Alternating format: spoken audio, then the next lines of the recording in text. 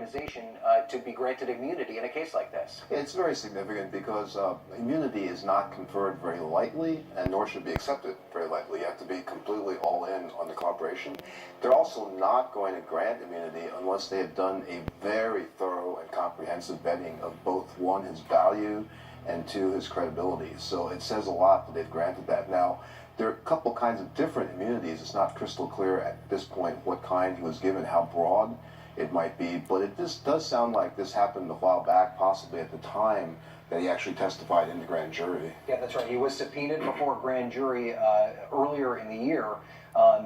Michael Zeldin, could this mean that his cooperation continues, or is his contribution to the Justice Department over with right now? Well, that's the key question. We don't know. We're getting the reporting right now that he was granted immunity. We don't know whether that means they put him in the grand jury in preparation for the Cohen plea, and it's one and done, and there's nothing really to worry about here. If it means, though, that he's continuing to work with the Southern District on forward-looking things related to the Trump Organization, then it's not a good portend for the Trump Organization. We just don't know how he was used. It makes sense in both respects. If he was there along with Cohen and along with the others, Pecker, who wanted to explain the full parameters of the payments to Stormy Daniels and Karen McDougal, and that's all wrapped up nicely, good.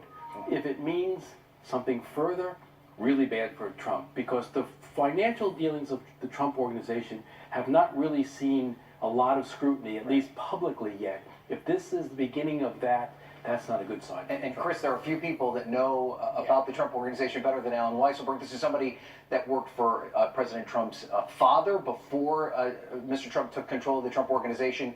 This is a guy that knows a lot about Donald Trump. Yeah, I mean, look, Ryan, if you had to name the people whose last name isn't Trump, who are the closest to Donald Trump, Alan Weisselberg is the first person on that list. You know, honestly, who's the number two person is probably Michael Cohen.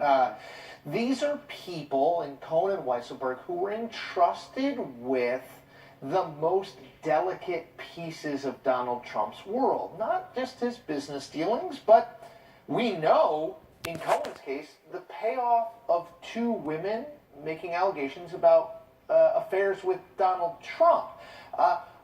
Weisselberg is the guy who for decades has handled the financial transactions, not just of the Trump Organization, of Donald Trump.